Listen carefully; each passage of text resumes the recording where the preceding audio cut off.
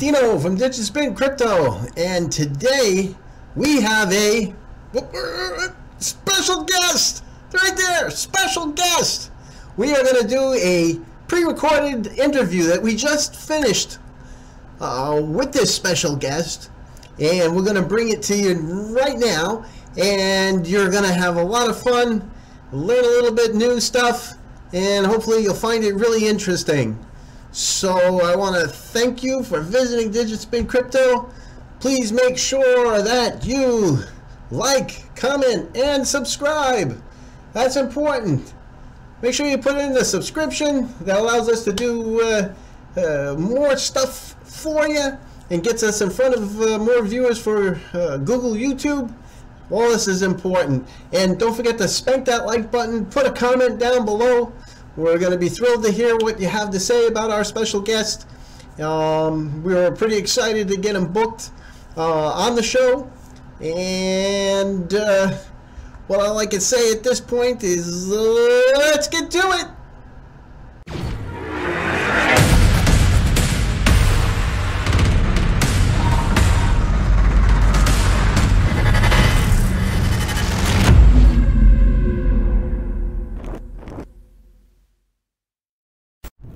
Welcome to Digitspin Crypto. Today we have a special call-in guest, and you're going to be shocked and surprised because this individual is known in the Monero community with code and software and applications. So we're going to bring you the one and only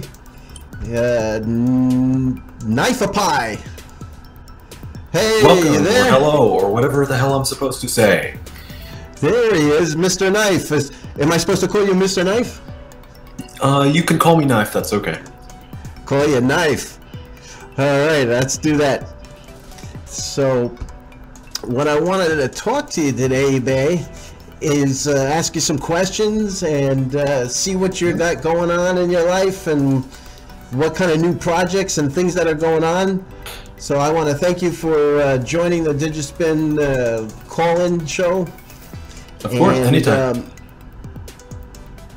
What I wanted to ask first is the Knife-A-Pie. You know, when I saw the spelling, I thought this was a twist on pi, the numerical count. So I was curious what your thoughts are on that. Now, yes, how did you come up with that name? It actually does come from that. So a few years ago, I was into memorizing pi, and I just memorized a couple thousand digits. And right around the time I created my Reddit account, I believe that movie Life of Pi released, which I never watched it, but I named my Reddit account and some of my online personalities after that, because you know what, I memorized pi, that movie, you know what, it sounded cool, so it's a nice name, but that's where it comes from. Alright, so I was on the right track then when I was thinking this. Yes, indeed. Okay, I didn't know if there was anything cryptic about it, or if there was more to it than that, but all right, that tells us good. So listen, tell me a little bit about your background. You know, how did you become a Monero expert and you know, on the code base and being able to build applications and finding bugs and suggestions for folks? You know, I've seen you interact online, and I'm always curious when there's somebody smarter than me and how they got there.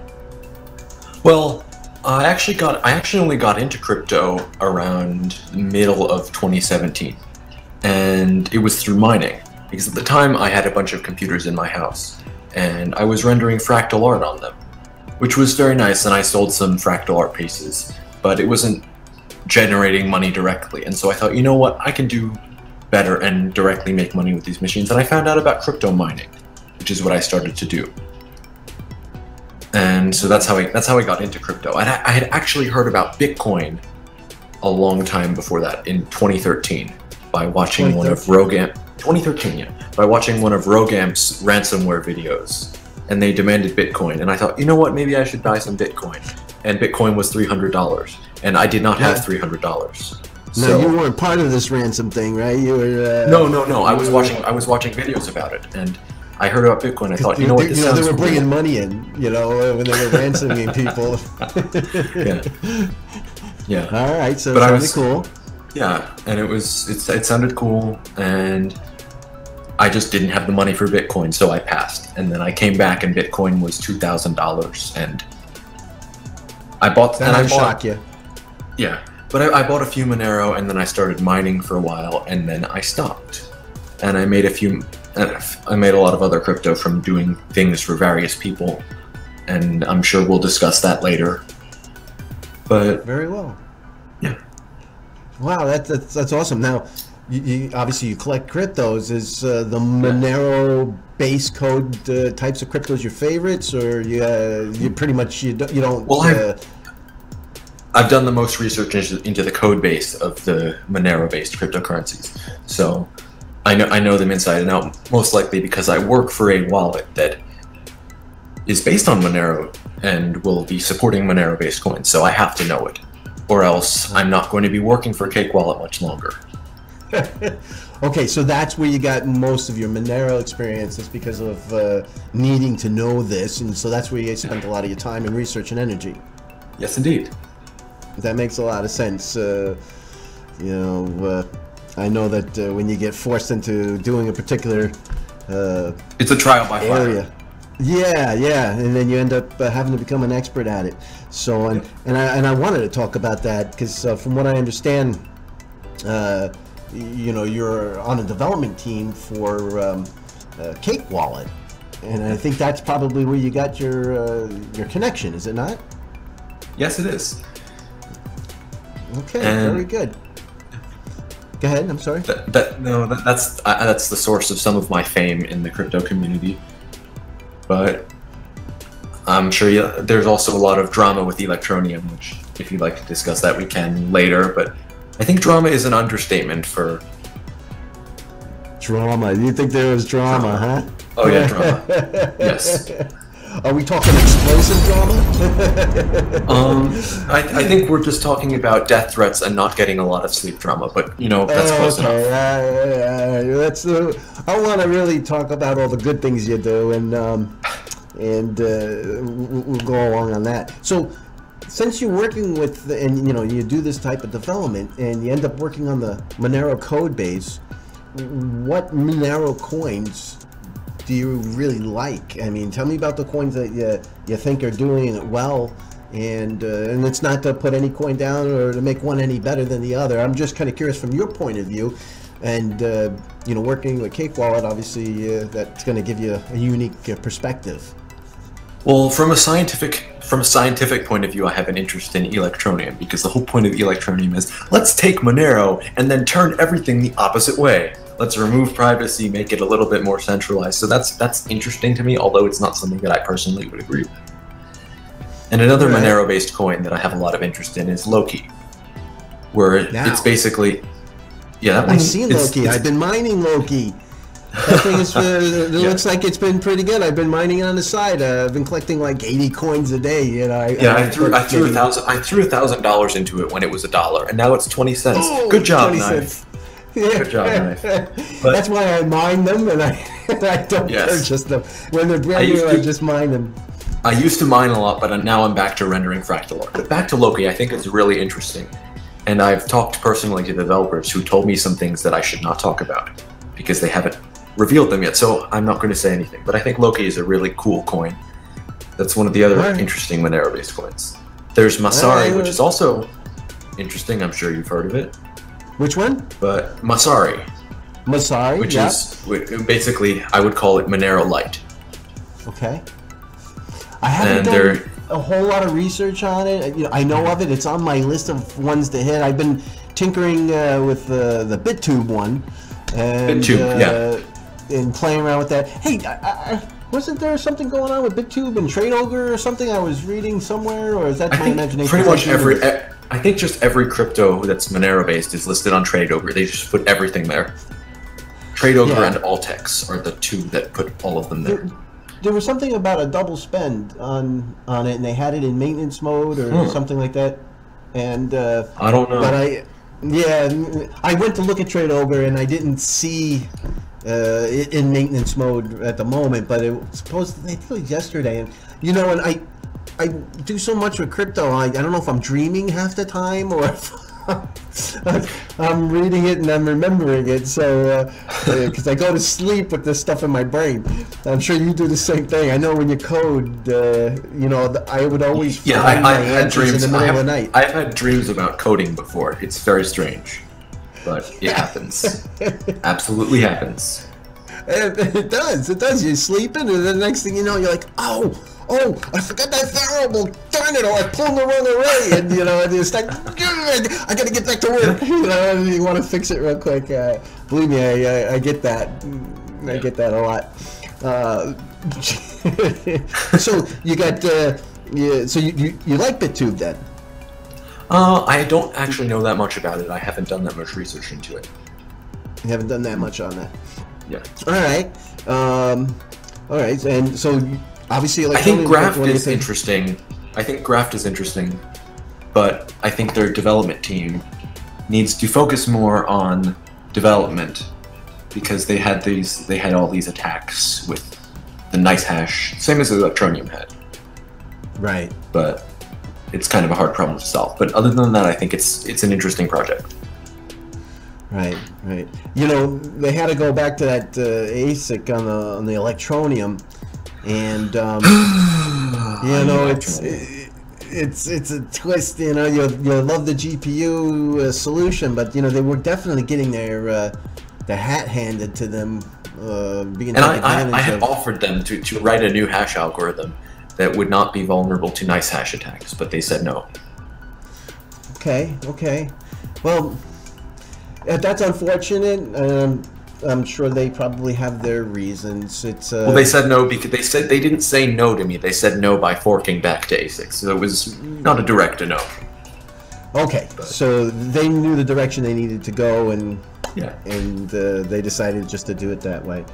It's you know, there's a lot I'm sure that they have on their plate that they're trying to figure out. Their meaning. You know, the one thing that kind of makes sense for me, they've got whatever they choose, they have to have a stable environment, because if you're going to start having a node at a location where there's going to then be API calls to it, you know, changing out that software constantly and upsetting the API interaction. I think one of the biggest blunders that they made was fork in 36 hours. You don't do that. You need to give at least a week or two notice, because some people won't be able to be at their machines. Then they have to use messy solutions like pop blocks, because people keep mining on the old chain. Yeah, that was a quick turn of events. Yes. 36 hours is short time for anybody, and I can only imagine that they probably had to have that in place prior to the new exchange coming online. And, I would think that's true. And then I think that's why they got pressured to bang it out that fast. So it's unfortunate, but it is what it is. So any other coins that you would recommend that you can give everybody out there a tip on as far as Electroneum-based, Monero-based coins? As far as Monero-based coins, I think that's pretty much it. I think we've covered most of them. Okay. I like SUMOKOIN / Ryo for the drama that they've been going through, honestly. Yeah. With Fire Ice being Fire Ice and the genius nutcase that he is. Unfortunately, I don't know enough about the individuals, but I've read into the situation, so yeah. I've noticed that. Now, from what I understand, when they went to the Kryptonite Heavy, didn't they? Yes. And then Sumo went back to ASIC. Right, but was that not because the guy who wrote it was trying to take over the chain or something? Fire Ice claimed that the original Sumo developers were scammers and that they were using fake names, which was true. But Fire Ice is also kind of an interesting character. That's all I'm going to say. Okay. And so he went to Ryo and Kryptonite Heavy, and the Sumo guys went back to ASIC, which is fine. But it was also really contentious and really interesting to watch. Yeah, well, I was reading about it, and that sounded like a whole spy novel on its own. So, you know, that's kind of. Hey, I wanted to tell everybody to like, comment, and subscribe. You're only going to get these amazing interviews here at Digitspin Crypto, bringing you the newest information. So, to help us out, make sure you put that subscription down below, and any comments that you have. All right, so now. Working with the code base on the Monero code base, I'm sure you've, well, I would like to say I'm sure, I would tend to think that you have found things that need improvement and some stuff that it does really well. Maybe you could tell me one of each of those types of things, with something that you'd like to see changed, and your opinion on the best part of what Monero does. Well, the most annoying thing about Monero is it doesn't do IPv6. It just doesn't do it.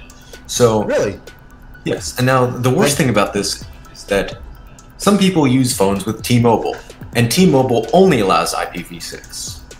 So with CakeWallet, which is an iOS wallet, T-Mobile users simply can't connect to the nodes because the nodes, they have no idea what IPv6 is. They just have not been taught what it is. So it just completely panics, which sucks. So Monero it's one of the most annoying things, but they haven't been able to get to it because it's not really high on their priority list. But it needs to support IPv6.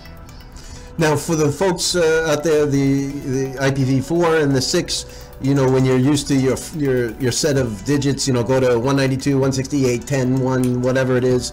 The newer version allows for far more addresses on the internet, and there's a more I believe it's complicated 18.446.744.0737 and 955.1616. That's the total number of possible IPv6 addresses, if I am there you go. Not crazy. So there's a significantly more, and it's basically more than there an are grains of upgrade. sand on the earth. There you go. Giving more addresses on the internet for Internet of Things, different objects. It's just a, we'll throw that in real quick. And T-Mobile only allows it, so right. That's annoying. I didn't know that. So my AT&T phone wouldn't be able to pick it up, or only the only T-Mobile. T-Mobile, they're the annoying ones. In our CakeWallet support telegram, the most common complaint is, "Hey, I have a T-Mobile phone and I can't do anything while I'm on data." And basically, we tell them get a VPN because that's the solution that works. All right. So yeah, that would be a serious issue. That and you know, you'd like to say it's the code, but at the same time, it's really the network that's causing this problem. Yeah, it's the network. It's T-Mobile being jerks. That's. I'm sorry, anyone who is a rabid fan of T-Mobile. There you go. I stick with AT&T. It works for me. So last time I checked, you know, my office manager changes the phone service all the time. I think we started with that. So that's all good. And so that's something that you'd like to see changed. What is some of the best features that you like of the Monero base, things like Electroneum and all these others we talked about? Oh, the Monero code base. What do I like most?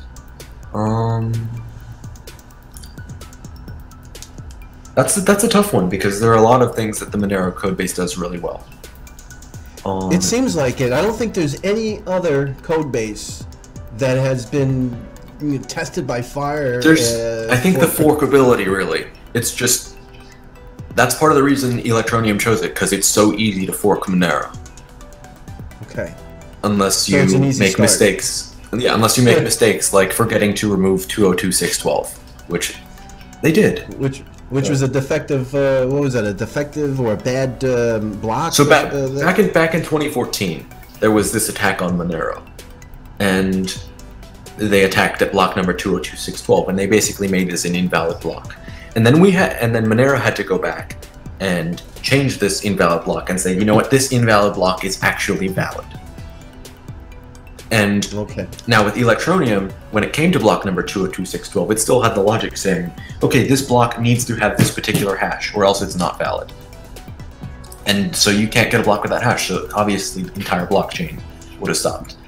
Now but that then they was had some separate coded issues. into the that was coded into the base though to get around that. So if you fork that, shouldn't that code have just came with this? Well, the code, Or yeah, they what- did fork it. They forked it, and the code came with it. But the code was there was basically a stopgap fix that's still in there that you don't need because you're not Monero and you don't have this particular blockchain. All right, and so if you have it sitting there and all of a sudden you hit that number, it that fix is not going to know what to do with it. Yeah, exactly. And that was the original way I got involved with Electroneum, and that was what started the drama. Right, right. Yes. Yeah, I know you were trying to help them out there, and I think that you were able to help them out, if I'm not mistaken. I did end up helping them out, and I was paid a good deal of Electroneum, and then we had a falling out a little bit later, but now I think things have cooled down a little bit. Well, that I'm thrilled to hear about because, you know, you seem like a really talented guy. I'm still banned from most of the Electroneum Telegram groups, but... Okay. But, you know, these things will work itself. You sound like a really sharp guy, and I'm sure as time goes on, because clearly I know I can see that you have a fancy for Electroneum and somewhere in there, and it's a love-hate relationship. Yeah, or not even that. It's like Monero's little cousin that I have to stop from running in front of a train every once in a while. That's good. Well, you know, it's awesome that you see these types of things and you at least bring them up, and then they can make their decision. Hey, they're responsible for their own future, and it's great to have folks like yourself that can notice things and put up the little stop sign and say, hey, there's an issue there. So, you know, and speaking of all this, you know, when they're mining, obviously we started off with Crypto Night. And we went to Proof of Work 7, and then of course now there's Crypto Night Heavy.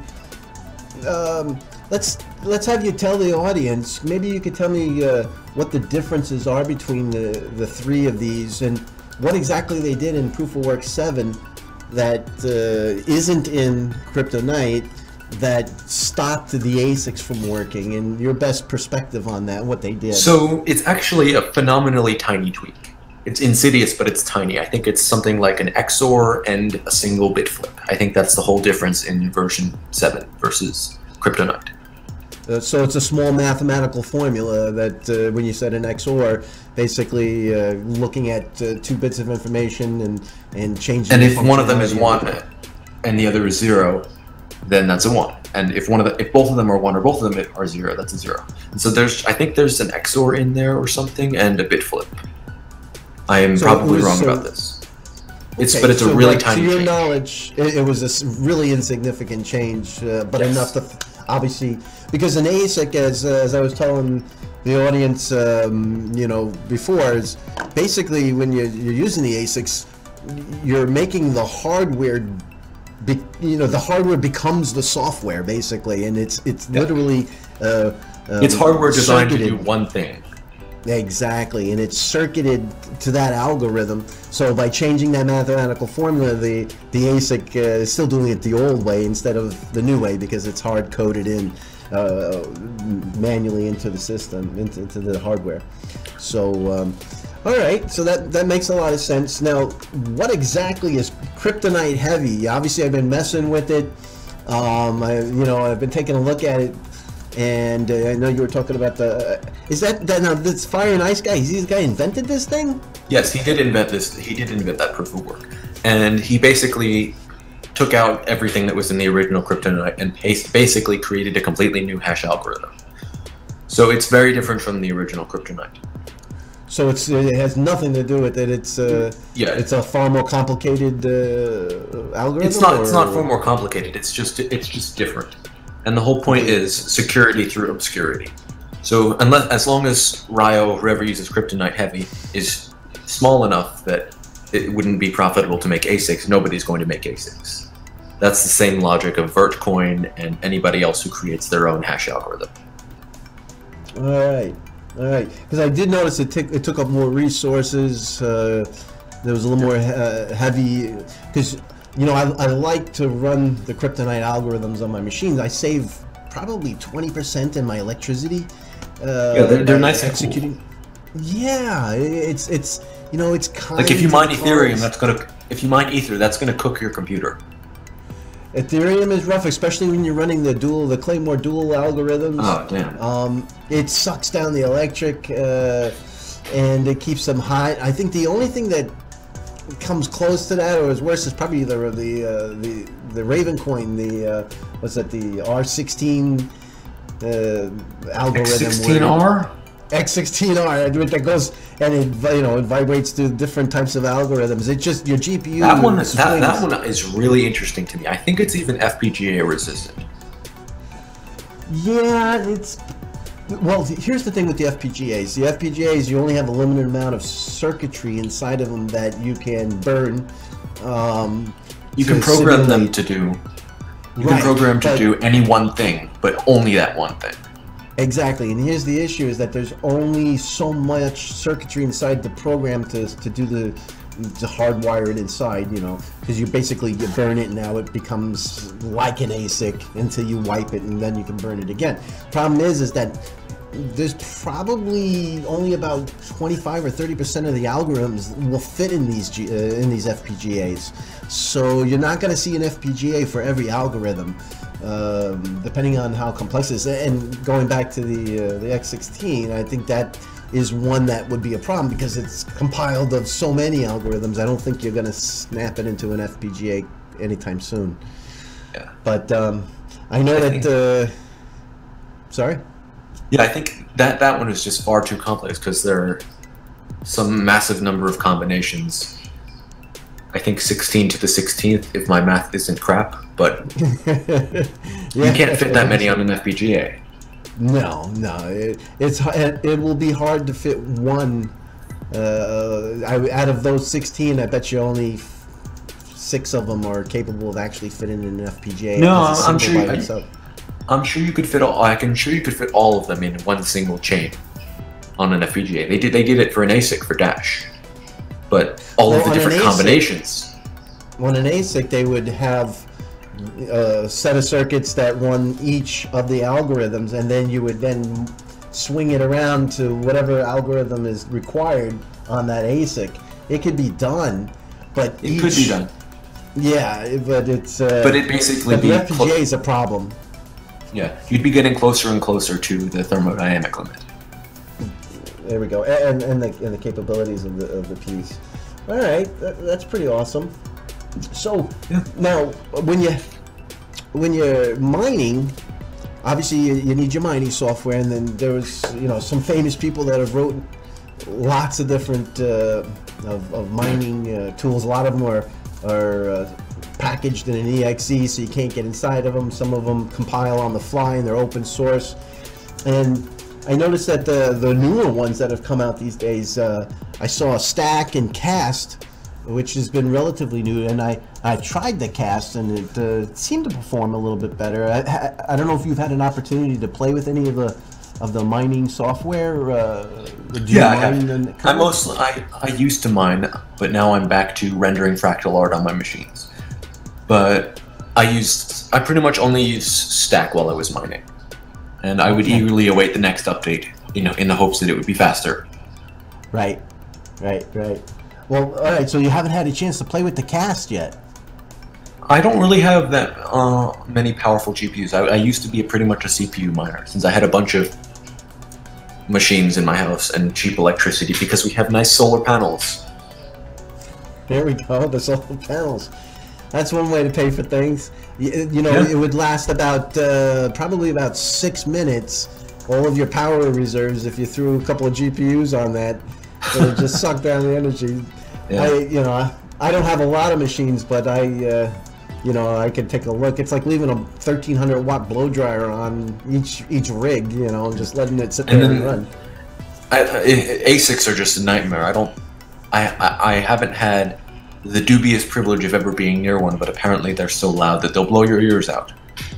So yeah, they're loud, and the reason they're loud is obviously the fans, and they're double thick fans, and I have a couple of them on. I had stuck them in a couple of my rigs, and it literally sounds like a vacuum cleaner. It's a jet engine. like a little, yeah, like a little jet engine. I had to stick it in the computer room in the warehouse. It was so loud. But you know, you got to check out. We have a video coming up where we're gonna actually. I ordered an ASIC. I got an X3 Antminer, supposedly new. We'll see how new it is when I get it.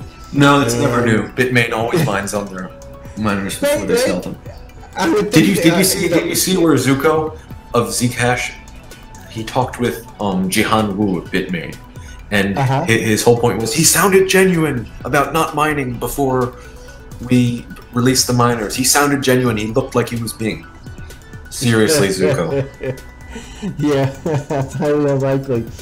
I would tend to think they did a burn-in for 6 months, you know, test burn. We have to test the miners to see that they work by mining and making huge amounts of money for ourselves. But it's just testing.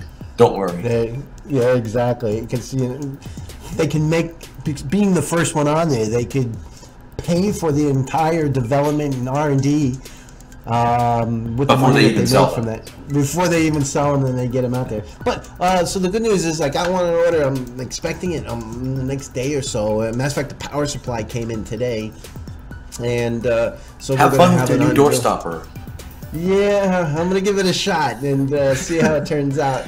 But well, you know, hopefully I'll be able to at least get my my initial investment back out on it. Yeah. I plan to keep it on the Electroneum.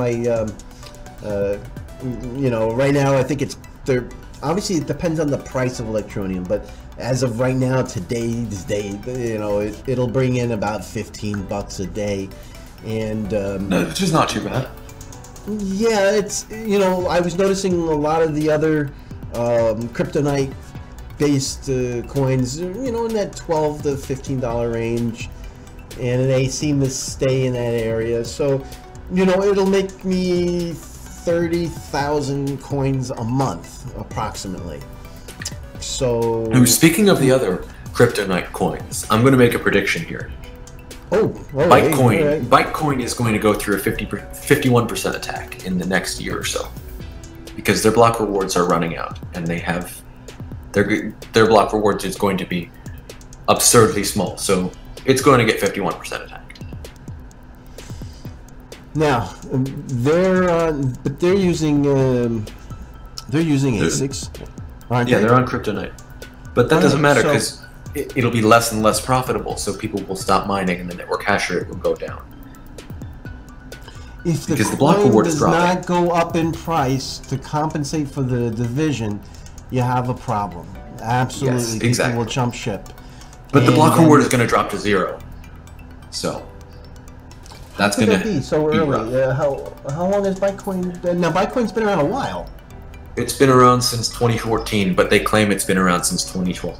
And they did that so that they could mine 80% of the supply before anybody else had it, but they did it in a few weeks. I've studied Bytecoin's history extensively. But they basically... Oh my gosh. There have been 5 or 6 scams, all just within Bytecoin. Yeah, that's so first cool. They had the pre-mine, then they used the exploit to make coins for themselves. They generated some millions of dollars, and then they had this whole Binance listing fiasco. Yeah, Bytecoin has had a rough time, but whoever made it, which is probably Andrei Sabelnikov and a couple of his buddies, they're pretty rich now. Yeah. Now at this point. So keep in mind, you heard it first. Knife of Pie is predicting trouble for Bytecoin going forward. All right. So, before I want to really get into CakeWallet, and I want to ask you lots of good stuff about CakeWallet. And before I did it, wanted to ask you your opinion on Burst Coin, and the only reason I'm asking this, I know this is completely out of, and I'm not sure if you have knowledge of it. This was the coin that you use hard drives, and you put out files out onto the hard drive in sectors, and basically it mines based on how much hard drive. Why isn't there more of that? What is your thought on that thing? I thought it was clever, and I wanted to invest the money into putting up, but I looked, and they're almost out of coins. Well, I think it's a great idea in theory. But see, the whole point of proof of work and anything based on proof of work is that it's supposed to be close to the thermodynamic limit. So that to make coins, you must burn a certain amount of electricity. That's your stake. Correct. Now, with Burst Coin, it costs only a trivial amount to execute an attack, because the cost of electricity to run these hard drives is also trivial. So it's not really as effective, because your stake, the amount that you have invested, is smaller. You could point these hard drives at Burst Coin and attack it, and then use these hard drives for something else a few minutes later. Alright, I get it. So it's less secure. It's nice for the environment, but it's less secure. That's the trade-off. Yeah, I could see that happening. Alright. I just thought it was clever. I thought it was a pretty... It is clever. Neat way going. The one thing that I'm looking forward to is the progressive proof of work, where they take the GPU, and each part of the GPU creates a random program. They create a random program. Right. So that was really you have to have all the parts of the GPU. In other words, you can't, to simulate it or to do it with an ASIC or an FPGA, you would basically need a GPU. The perfect ASIC, I think they said, would have a 1.2 times advantage. Right. And because you would have to simulate all of the functionality of the unique parts of what's inside of a GPU, because it uses those. And then you would have to be as good at and then you would have to be as good at designing GPUs as NVIDIA. There you go. On top of that, I thought that was clever. And then I know that people are trying to functional proof of works, where they actually perform a value, where you can do some molecular flow of folding and or some graphic rendering at the same time. So you do the work, and then it's actually performing something of value at the same time. Hopefully we can get to that, so that all Prime Coin and Grid Coin do that. Prime Coin and Grid Coin. I think they were the two that I've heard of that use useful proof of work. Useful proof of work. That was the word I was looking for. All right. That's exactly it. I'm going to look into those there and do the research for my own personal, because I think that's... Prime Coin has been around, I think, since 2011. It's been a long time. Wow. Well, what about Deep Brain? Now, Deep Brain, you're doing AI, and they're using part of your processing to do the AI while also... See, I've heard of Deep Brain, but I'm turned off by the fact that it's AI and blockchain, and the next thing they're going to do is obviously VR, because those are the buzzwords right now. So it just sounds like something that's a combination of buzzwords. That's my impression of it. But I haven't done that much research into it, so don't get the pitchforks out, please. Okay. Yeah, from what I understand, they were going to pay you in the Deep Brain, but you were providing AI training and doing the processing that would then get sent back. So I don't think it was actually... And the thing is, they have equipment, and they have these... they have systems in place already where they do the AI, so I think they have a good setup there. But I just think it would be nice to be able to do something of value at the same time. While we're spending this money for... There you go. We're on the same page. That's why I like you. All right, Knife. Yeah. Hey, so let's talk about CakeWallet. I wanted to... yes, indeed. To get your feedback on this. What exactly is CakeWallet? It sounds like something edible. Sounds like something I wanted to go downstairs and get and have a drink with. So tell me about it.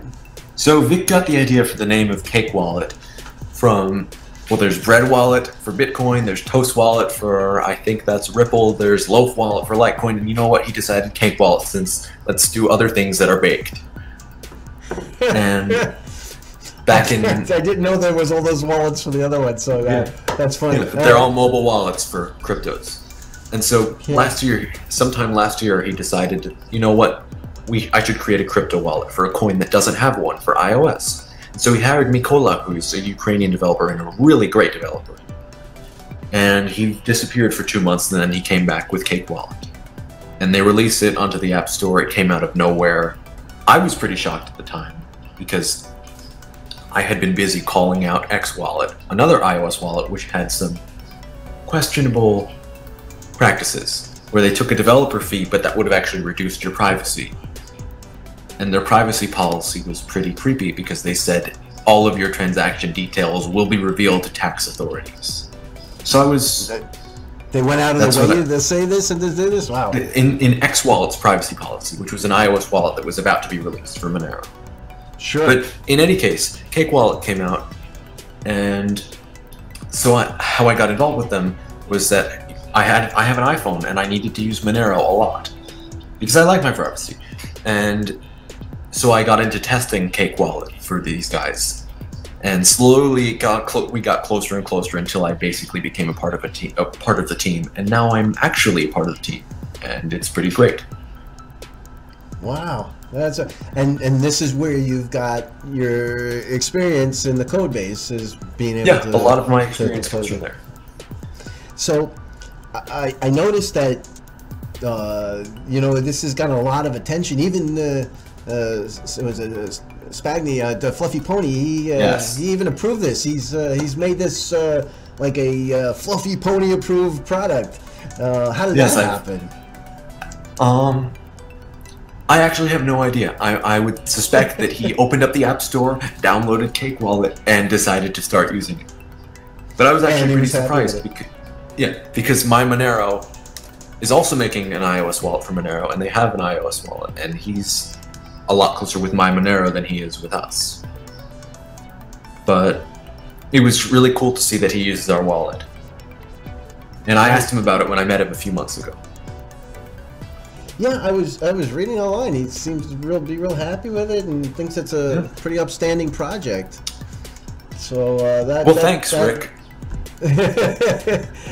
Seems like it's a good thing to have happen. Now, I noticed the first version that came out was iOS, wasn't it? Yes, it's. And you know, I'm still using my my Galaxy Samsung. So I've got a nice iPhone 10, and it's nice to be able to use Monero on it. But now, when it came out, there was only Free Wallet, which was their business model is let's steal your coins and blame it on whatever and never give them back. That's Free Wallet's business model. Yes. Stay away from that one. Yes. So there was Free Wallet, and then CakeWallet obviously was released, and now there's XWallet and My Monero for iOS. So there's actually a surprisingly good amount of options for Monero on your iOS device. On the iOS. I think more than most other coins. Right, but on the Android-based, what am I going to do? Well, there's Monero, which is a really nice wallet. And I can't think of any others for Android except for Free Wallet. Right, but let's say I trust, I happen to know one of the developers, and I trust this guy, and I'd like to get CakeWallet. Now we do have some plans to eventually down the line release an Android CakeWallet as well as a desktop version of CakeWallet, but those are kind of on the back burner right now. Now I thought I saw something that you can run on your PC. Was it a CLI version, or is that my imagination?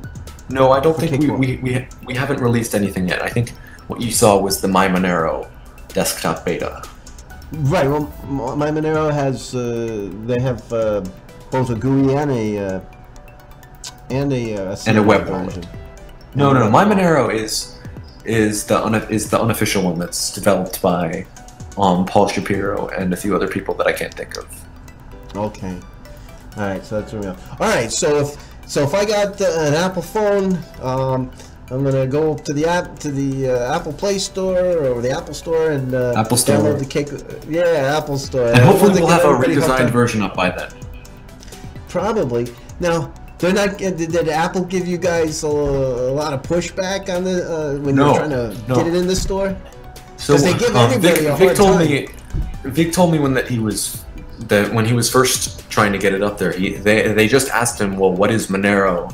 What is this supposed to do? Why are you doing this? And then he told them, and they let him put it up there. So there was really no opposition to our wallet. It was surprisingly easy. So you got we had a couple grandfathered in before all the nonsense. Yeah, and we did have some issues because we put a donation address in the wallet, and Apple didn't like that, so we had to remove that, sadly. All right. Yeah, that is unfortunate because you know it's a freebie, right? You guys don't charge for it, do you? Yeah. No, we don't. Yeah. But we are integrating some third-party services. So right now we have Morph Token, which is an exchange for Bitcoin, Litecoin, Ether, Monero, Dash, and Bitcoin Cash, the one that I always forget. But it's an exchange, and they take a 0.5% fee, and we basically split it. So we take 0.25%, they take 0.25%. So we make a decent amount of money off Morph Token, and we plan to implement more third-party services into our wallet, and that's our revenue source, in addition to donations from anybody kind enough to support us. Okay, so people will be able to have their coins, Monero, output it, and then morph it into something different. And when it you can actually do that right now. I would show you if I didn't have to turn my camera on. Well, we don't want you to, you know, break your cone of silence thing going on. So, or face. I like my anonymity. Yeah, so we'll keep it that way. But you know, if you want to send me some JPEGs or something like that, I can edit them in, and we can go look at that if sure, that's I'll a value. That. Yeah, if that's a value. So let me ask you. It's for Monero. Can I put my Electroneum on it? I will say that we are going to be adding a lot of CryptoNote-based coins into a future multi-coin wallet that we're making. Okay, so new versions will allow not only CryptoNote-based, Monero-based coins, but obviously these others that you were talking about also. Well, what we're going to do is, right now, Mikola is working on the redesign. So we're redesigning our wallet. And then at some point when the redesign is ready, we fork. And we keep the redesign up there as a Monero-only wallet, and we add some features that are suitable for the Monero-only. Like, for example, I'm going to be adding compatibility with Tor. So you can connect to a remote node over Tor and have essentially all of the advantages of a local node without any of the disadvantages. And then on the other hand, we'll have the multi-coin wallet, which will have support for a whole host of different cryptocurrencies. Are you going to change the name for the multi-coin, or you think it's going to be like CakeWallet Plus or something, or? No, we'll probably have a name that's a certain type of cake. I don't know which type of cake, but most likely that's. I insisted that we do that. Okay. Yeah. Now Tor, was that the guys that got bought out by Tron, by Justin Sun? No, that was BitTorrent. BitTorrent. That's right. All right. Tor has been bought out by the government, by the United States government. They actually do fund Tor development because they need to use it to transmit secrets sometimes. That makes sense. That makes sense. Okay. So I'm with you. So from what you're telling me, it seems like the CakeWallet product has been pretty successful. How many downloads do you have an idea? We have about 7,000 downloads right now, which is not 7,000 already. Yeah. That's pretty good. Yeah. Considering the Monero community leans heavily towards Android, it's pretty good for a wallet that we released only a few months ago. Yeah. Back in January, I think. It was only back when Monero was $360. Oh, those were the days. Yeah, well, I remember $450 in January? Wasn't it like $450 in January? It was $450 at some point. Yeah, it was crazy. Yeah, that's why I keep 7 GPUs just sitting there on Monero. I don't let them do anything else but that, and you know, I get my payout at 30% of a coin, so I can't wait to watch it. Support XMR? I'm using Nano. Was it not Nanopool? Nanopool, I think it is. Oh, Nanopool. Then I think the minimum payout is 1 XMR or half one. I don't know. But yeah, it allows me to do 0.3. 0.3. Yep. So I get to pay out at 0.3. It takes a whole week or something for it to get there. But, when I first started mining, I was a noob who used MinerGate. I'm going to admit that. And of course, MinerGate is known for stealing half of your coins. But I quickly realized that that was a bad idea. Now, what was the Minergate? Tell me about that. Well, Minergate, it's another mining pool. They support a lot of different coins, and the appeal is that any idiot can use it because you just download their software and you click and you start mining. No scary black windows with white text. Okay, so you're making fun of me running NiceHash, is what you're saying. Yeah, I keep a couple of machines on NiceHash, I have to admit it.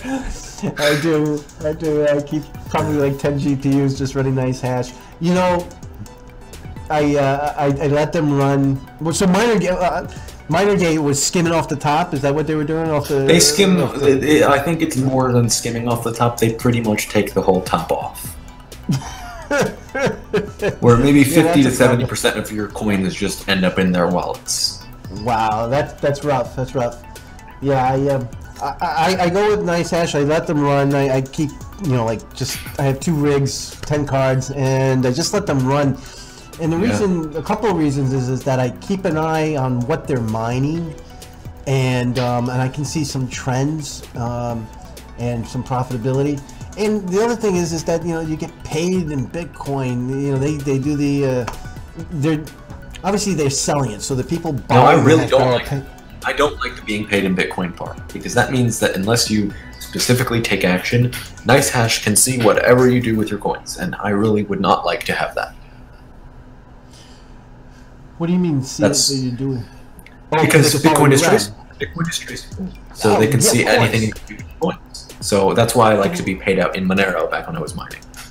Right. Well, somebody like yourself who has a picture of a knife and a pumpkin. Now that's pumpkin pie, right? It is pumpkin pie, which is my favorite type of pie. Yeah, I'm assuming into that. Now, I'm a big lover of pumpkin pie, especially towards the end of the year. I love the pumpkin spice. And my wife laughs at me because I probably put twice as much whipped cream on it as there is pie, and it's going to be just slightly warm. And pumpkin spice pie with gobs of whipped cream, my favorite. My favorite. I melt for that. That's how I know she wants something. She goes, I got a nice pumpkin pie. She loves to cook, so she's generous to me, and she makes me whatever I want. I'm very lucky that way. But yeah, so that's what I figured is pumpkin pie there. All right. So getting back to the NiceHash, I let them run. It kind of works. Yeah, I know that they follow it, but I don't have to worry about it, and I just put it in for storage, and sometimes I'll buy other altcoins with it if I see a good deal. At least I have a couple of % of a Bitcoin. We're talking $100 or $200. It's not a whole lot. Mining rigs are not going to bring in a ton of Bitcoin. That always kind of threw me off. I watch a lot of the channels. And a lot of these guys have been around for a long time, and they were able to scoop up, hundreds of coins at a time. Yeah. And you're just not going to do that. And I'm not a wealthy guy, so it's kind of tough. And so I can sit there and I'm getting like a fractions of a thousandth of a Bitcoin. It's frustrating to see that those numbers go up so slowly. Yeah. Back when I was rendering, or back and even now when I'm rendering fractal art, you at least see one frame go by at a time. With crypto, you only get payouts every once in a while. Exactly.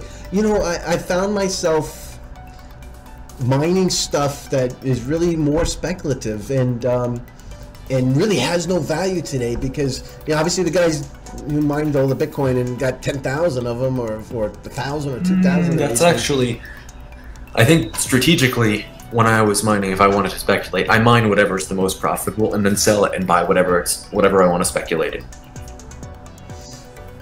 Okay. That can be true, because there are times that you're going to get twice as much by doing that. And there are some coins that are paying a reasonable amount, and there are some coins that I mine that aren't even on a market yet. And my hope is I can mine 100,000 of these things, and right now they're not worth anything. But I was mining Masari back when it was a penny or 10 cents or something, and then I sold all of them when it got to $1. And I was thinking, oh, I'm so smart, and then it went to $2, and I realized, okay, maybe I shouldn't have sold. But what is it now? Let me check. I think I made out pretty well, but I'm just going to check on my Delta app. It's 37 cents. So all right. So you're ahead of the game. I didn't screw up that badly. Yeah. Yeah. So I was looking here at the App Store. That's the Monero, the CakeWallet for XMR. Yeah. There we go. And you got some nice. I'm gonna see what happens if you search for Monero Wallet, since the prize we've been hoping for is to finally eclipse Free Wallet as the first result for Monero Wallet. Oh, on Google? No, if you search on the App Store. On the Play Store. But it is not. It is not. The first one is Monero Wallet by Free Wallet, and the next one is CakeWallet. So we're still behind, sadly. I don't know if I should be searching Apple.com. I think I wanted to search the App Store. I don't think you can. You got to be able to search the App Store, iTunes, Apple. It's probably Apple.com, so that's exactly where you're going to be searching it. I'm getting the first result is Free Wallet, then CakeWallet, and then Abra, X Wallet, My Monero, and then some completely random things that have no relation to Monero. But yeah. Apple Pay. Yeah, they gotta throw Apple Pay in there. Let's see.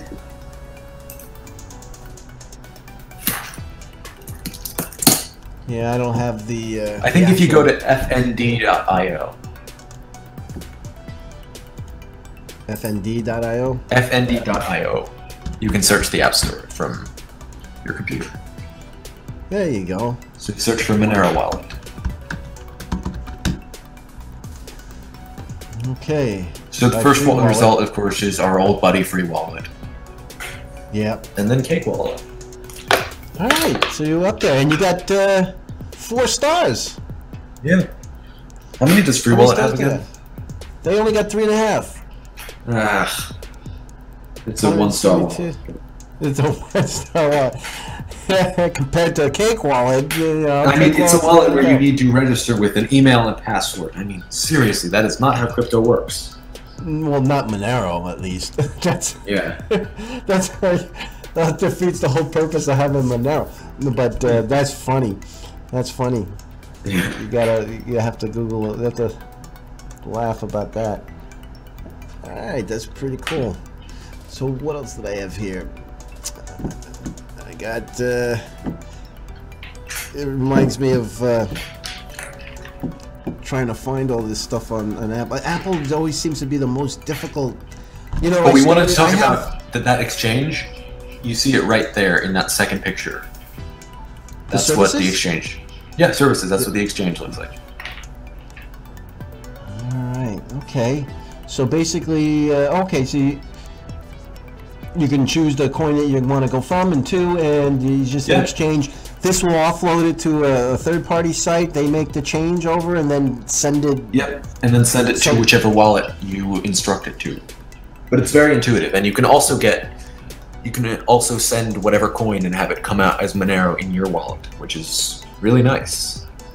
That's pretty sexy, but like you were saying, though, it doesn't sound cheap. If there's 2.5% on their end and 2.5%. No, it's 0.5%. Ah. So we take 0.25%, and they take 0.25%. So it's really quite tiny. That makes me feel a lot better. Yeah, that's a big difference between 0.5% and 2.5. Yeah. So yeah, 0.5%. That you're going to pay that at an exchange anyway, and have to send your stuff, wait for it to show up, and then do your sale and then transfer it back. So that's pretty sexy to build into it. That was real smart of you guys. Yeah, definitely real smart. And next our next up that we're adding is Quick Monero, which is basically you buy a gift card in a physical store and you can get Monero like that. So it's a nice way. It'll be a nice way to get Monero anonymously. So we'll be implementing that within the next few months. Time out. Explain that again. Exactly what are you talking about? I go buy a gift card from Home Depot. From whatever store that offers Quick Monero, and you can redeem it for Monero using our wallet. So they will take the gift card and its value and then give you in replace Monero for it. Yes, exactly.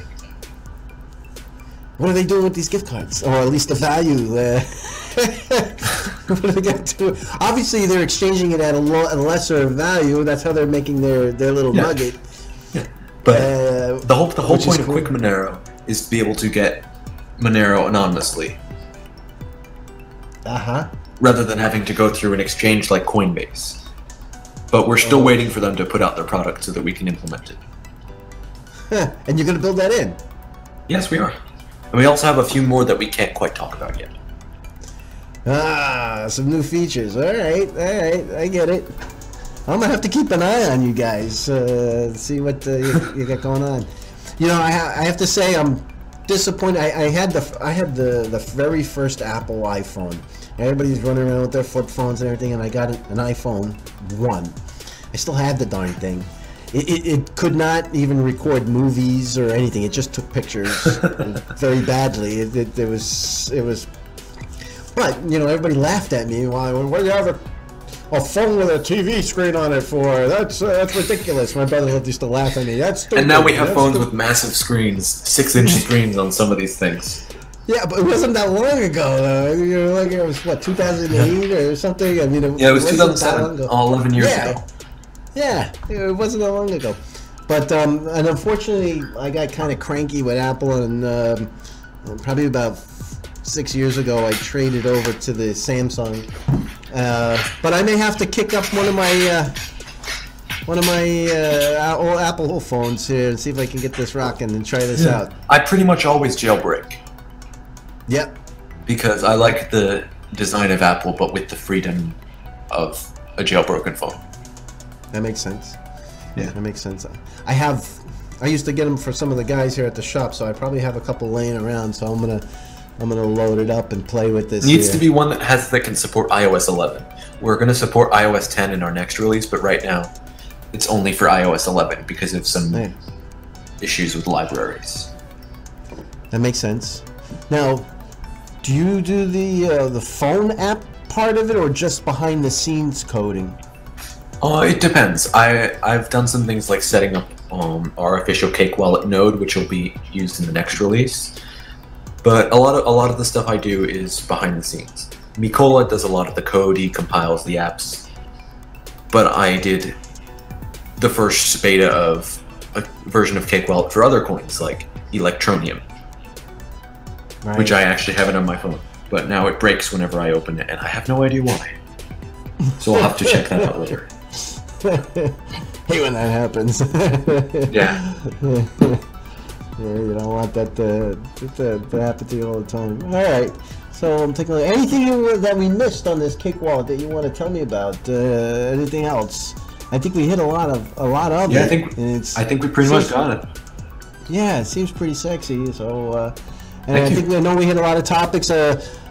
We've been talking for quite a while too. I think so. It's about an hour now. Yeah. I don't want to take up your whole night. You've been very gracious to spend the evening with us at Digitspin Crypto, and it's been nice to be here. Yeah, and give us your thoughts on things, and you know, I hope I can get you back on sometime in the future again, and we can talk about other stuff. Of course, I'd be happy to come on. That would be awesome. This way you can tell us about the new features when they get put in place, or if anything exciting happens. You'll probably be my go-to guy to ask questions about. So, hey, it's been a pleasure. I want to thank you. Now, everybody out there, you definitely, if you're using Monero, you got to get yourself this CakeWallet. Take a look at it. You know, load it up on your Apple phone. Give it a try. You know, it's Fluffy Pony approved, and you know, all the reviews have been awesome about it, and you saw some of these neat features that they're adding into it, so you definitely want to check this out, and hopefully this pastry cake wallet will do even more. CakeWallet Plus multi-coin. It'd be nice to be able to put some Electroneum. I like putting the Electroneum on there, but you know, I kind of paper wallet it. I don't trust any of that off-site type of thing. Hey, one quick thing. Is this going to be capable? So obviously it's not going to be ledger capable if it doesn't have a PC version. So how are you holding the keys? Don't be too certain about that. Really? All right. That would be kind of sexy. You know, I like the ledger. It kind of keeps everything. Yep, I store most of my Monero on my ledger, but I have about 10% in my CakeWallet. See, that's the next thing I got to do. I don't have a lot on Monero. I got a couple coins that I've mined so far, but you know, hey, do you recommend the CLI or the GUI? Now, obviously the CLI is the only one that has the ledger support at the moment. No. You can create a wallet in the CLI and then use it in the GUI. So you just have to create it in the CLI. Right, but if I want to transfer, I have to use the CLI version. That's the command line version. No. You can use the GUI too. You just have to. All you have to do is create a wallet in the CLI, and then you can do anything with it in the GUI. I'm sorry, regarding ledger support. Yes, with Ledger, you can create it in the CLI and use it in the GUI. I think there's a tutorial for that done by Bruyne, or however he pronounces difficult to pronounce username. All right, because I did a lot of research on that, and I saw the CLI and the interaction with the ledger, and I was expecting that they were going to make a change to the GUI version so that, you know, it says, hey, you know, log in with your keys from Ledger, and it would just do it. Yeah. I didn't see that on there, but you're saying it is. So, you know, I'll give it a shot. I would imagine that the CLI is basically the same as the Electroneum, because I'm sure that they. Yeah, it is. It's quite simple to use. I use it. Yeah. Just because it doesn't glitch up as much. Alright, that's good. I gotta sync my node again since they changed it. I haven't had a chance to do that. I just run out of time. But all right. So once again, I'm sorry. I don't want to keep you all night. We want to thank you again for staying with us here at Digitspin Crypto. You've been awesome, and have yourself a good evening. And cheers. Cheers. So we hope you've enjoyed this interview with Knife of Pie. It was a lot of fun to talk to him, get a little insight. Hopefully we learned some new stuff. I know I did. And I'm looking forward to you definitely subscribing. Oh, jeez, explosion. Gee, that's what happens if you don't comment, like, and subscribe. Let's try that again. Definitely like and subscribe down below. And, you know, tell others, send the link around if that works out for you also. You know, if we can get enough viewers, that lets us rank better in the on the screen, and bring this information to more and more folks that are into Electroneum and Monero-based coins. So, I appreciate all of you, and I'll see you next time. Thanks.